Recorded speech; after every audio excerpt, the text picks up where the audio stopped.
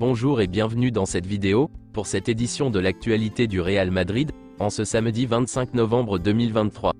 Si t'es nouveau sur la chaîne, n'hésite pas à t'abonner et d'activer la cloche de notification pour recevoir une notification dès que je publierai une nouvelle vidéo, et mets aussi un j'aime et un commentaire pour le référencement, et ainsi me soutenir. Merci, et commençons.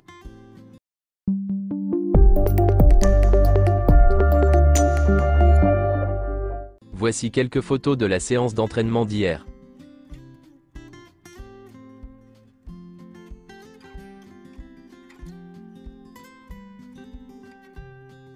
Adidas sortira le 4e maillot du Real Madrid en janvier ou février.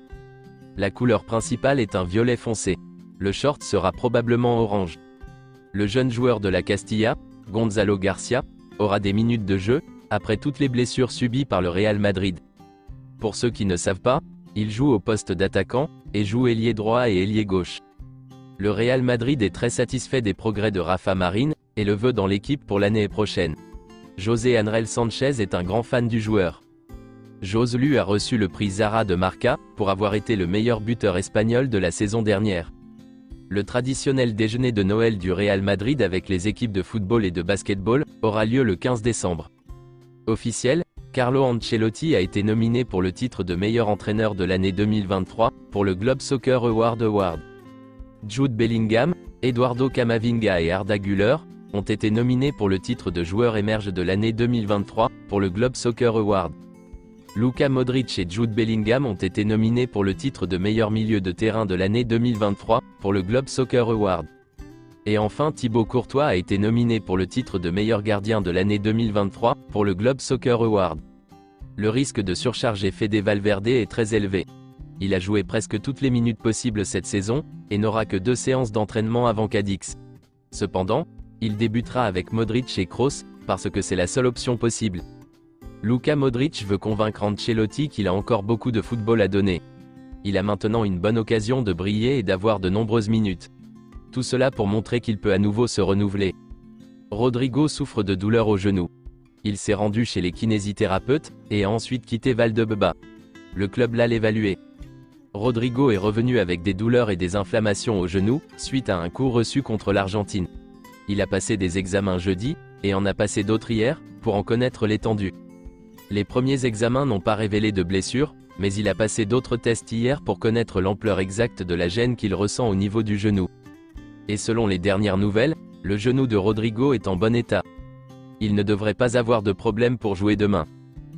Rodrigo a reçu beaucoup de messages racistes, à cause de son altercation avec Messi.